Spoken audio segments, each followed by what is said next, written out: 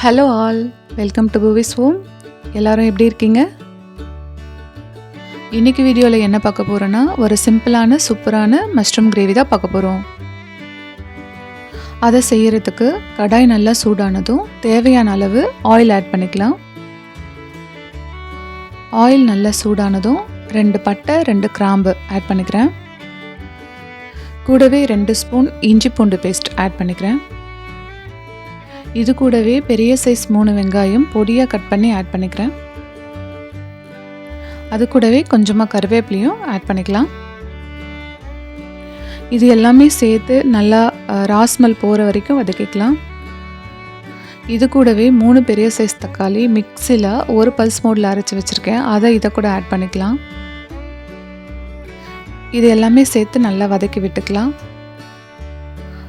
பச்சை வாசனை போகிற வரைக்கும் நல்லா வதக்கிட்டு இதுக்கு தேவையான மசாலா சால்ட் எல்லாமே ஆட் பண்ணிக்கலாம். நான் ஒரு 1.5 ஸ்பூன் கல் உப்பு தான் ஆட் பண்ணுறேன்.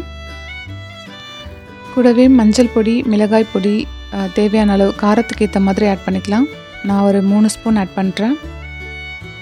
கேஸை லோ ஃப்ளேமில் வச்சுட்டு மிளகாய் பொடியை அந்த ஆயிலே ஒரு 10 செகண்ட் வதக்கிக்கலாம்.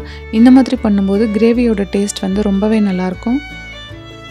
கூட கொஞ்சமாக கரம் மசாலாவும் ஆட் பண்ணிக்கிட்டேன்.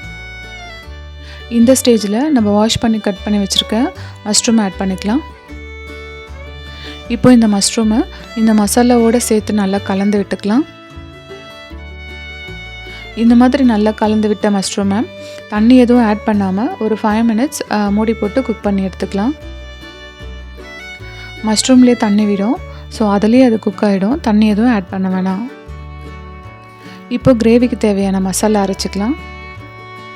அதுக்கு 2 துண்டு தேங்காய், 1 தக்காளி, ஒரு 10 முந்திரி, 2 பச்சை மிளகாய், 1 ஸ்பூன் மிளகு, 1 ஸ்பூன் சோம்பு, இது எல்லாமே ஒன்றா சேர்த்து நல்லா அரைச்சி எடுத்துக்கலாம்.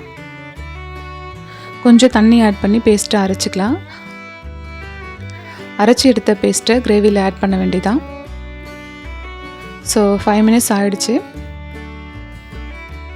மஷ்ரூம் நல்லாவே குக் ஆகிடுச்சு.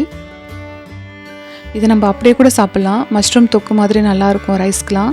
ஆனால் இன்றைக்கி நான் கிரேவி மாதிரி தான் செய்ய போகிறேன். ஸோ அரைச்சி வச்ச தேங்காய் பேஸ்ட் அதில் ஆட் பண்ணிக்கிட்டேன். இது ஒரு 2-3 மினிட்ஸ் நல்லா கொதிக்கிட்டோம். அவ்வளோதான், நம்மளோட மஷ்ரூம் கிரேவி சூப்பராக ரெடி ஆகிடுச்சு. ட்ரை பண்ணி பாருங்கள். இந்த கிரேவி இட்லி, தோசை, சப்பாத்தி எல்லாத்துக்குமே ரொம்ப சூப்பராக இருக்கும். ட்ரை பண்ணி பாருங்கள்.